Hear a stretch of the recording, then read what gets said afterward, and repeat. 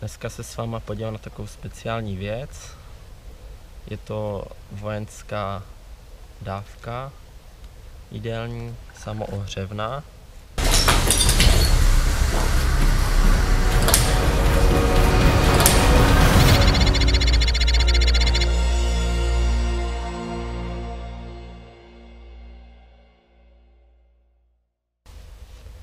Takže ahoj lidi, dneska se s váma podívám na takovou speciální věc.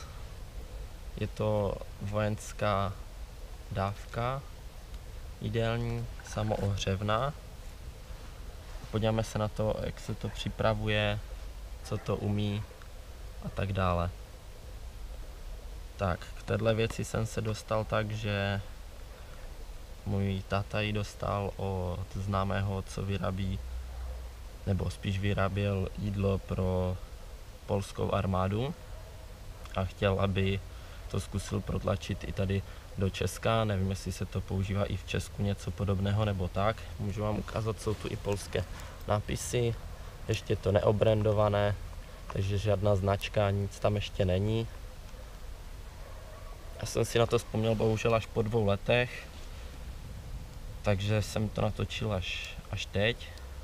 Jo, tady vám ještě ukážu nápisy, všecko je fakt jako v polštině i návod. Takže tak. A jinak se to používá na to, když jsou vojáci někde v akci, aby si nemuseli rozdělovat oheň a ten oheň nešel v noci vidět na několik kilometrů, protože třeba kuřáci, když si zapalí cigaretu, jde to vidět v dobrých podmínkách až na 1,5 kilometru, takže oheň jde ještě na větší vzdálenost, takže oni nemusí rozdělovat oheň a tohle si ohřejou i bez ohně. Tak já vám teďka ukážu, jak se to teda dělá a teda doufám, že to zvládnu a řeknu vám, jak to chutná a tak. Takže vevnitř je normálně plechovka, kolem je teda to ohřevné tělísko, kde je nějaká chemie a ta funguje tak, že jsou tam nějaké 2 látky. Tím, že to propíchnu, tak se tam dostane vzduch, oni se spojí a mělo by se to začít ohřívat. Je tam teda normálně takhle, to tam bylo přiložené, je takový kovový tak hřebík s takovou špičkou a teda mělo by se to začít ohřívat, když to probodnu. Snad to půjde. Mám z toho trochu strach. Ne, počkejte. Nejdřív se to má otevřít.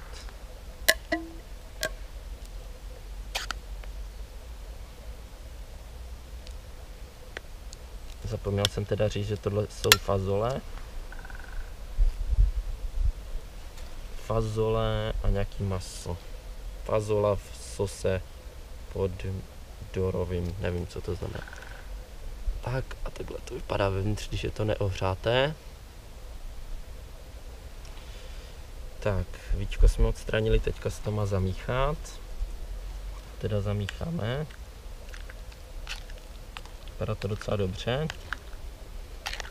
Vevnitř to vypadá jako normálně klasická plechovka. Tady vidět, že to je docela dost kvalitní, jsou tam takové velké fazole.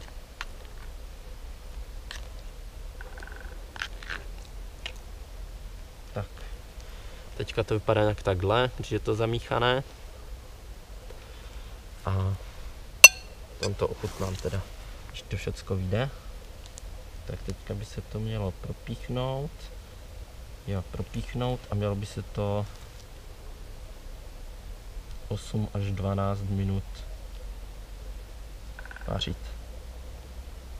Je teda, ještě jsem zapomněl, kolem té plechovky je takový korek asi, protože to bude hodně teplé, aby se člověk nepopálil. Takže asi tak.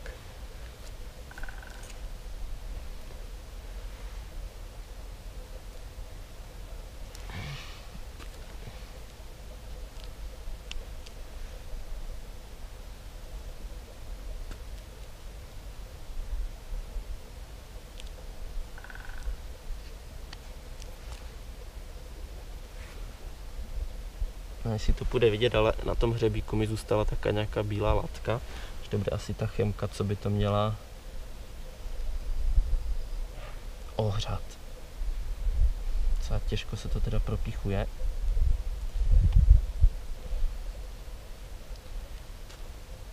Někde to jde v pohodě a někde to jde docela těžko.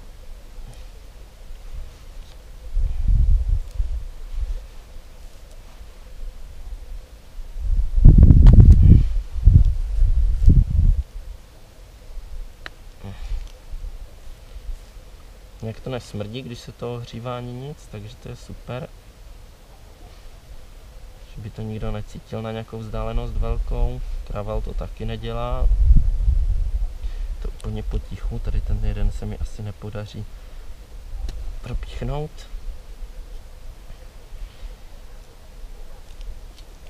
Tak. Už to začíná hřát.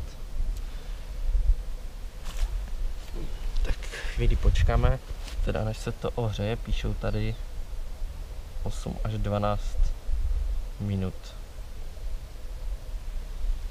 Takže já to tu položím, video střihnu a za těch 12 minut to zase zapnu, dáme si to na talíř, podíváme se, jak to vypadá a já vám řeknu, jak to chutná. Takže jídlo už je docela teplé, já to ještě prohrábnu, vidíte, jak to vypadá. Tak, vypadá to nějak takhle. Takže docela dobrý a teďka se teda podíváme, jak to vypadá na talíři a jak to chutná.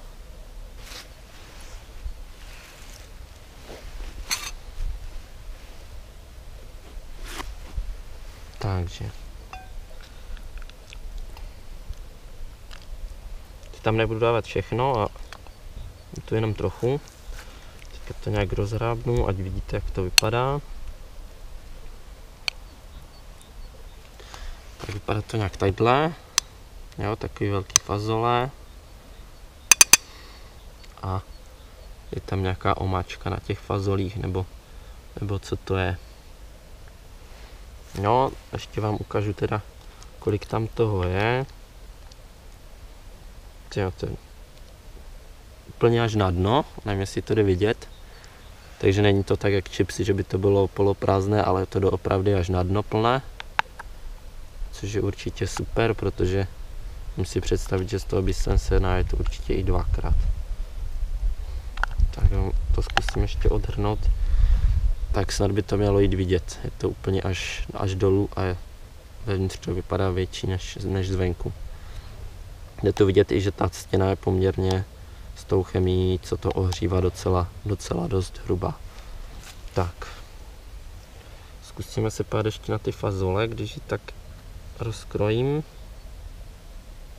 Ty fazole jsou takové suší, vypadají. Vevnitř, nevím, jestli to jde pořádně vidět. Ale vypadá to celkem dobře, čekal jsem, že to bude horší, měl jsem z toho trošku strach. I ta příprava je úplně jednoduchá, člověk nemusí rozdělávat oheň ani něco moc vařit a má jídlo hotové. Tak jdem to ochutnat.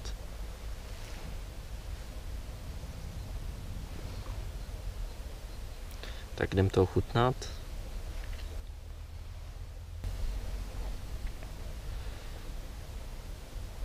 Je to takové celkem, no není to úplně uvařené doma, ale není to špatné. Ty fazole jsou takové, začínají, nevím, jestli se mi to zdá nebo ne, ale zdá se mi, že začínají tak jakože světlat a zelenat. Možná se mi to zdá. A jo, ty fazole jsou celkem, jsou takové suší, ale ta omáčka tomu dává chuť a celkově je to určitě dobré. Nedá se to teda srovnat jako s restaurací, nebo s vaření doma, ale určitě si můžu představit, že na nějakou 2-3 denní akci by se to dalo určitě zvládnout sníst a zasytit si s tím žaludek a určitě by to bylo pohodlnější, než rozdělávat oheň a něco takového si vařit sám o sobě. Tak jo, to by bylo asi všechno. To teda ještě zkusím zavřít. Tak zavřít se to teda nedá, ale nicméně takhle nějak to bylo. Takhle nějak to vypadá. Firmu vám teda bohužel neřeknu, protože fakt nevím. Dostali jsme to dřív, než se to dostalo vojákům, ale jsem si bohužel na to nevzpomněl. Až teďka jsem to vyhrabal, když jsem dělal doma úklid. Takže jsem si říkal, že to natočím, že to bude určitě zajímavé. Teďka se stejně nic moc točit nedá.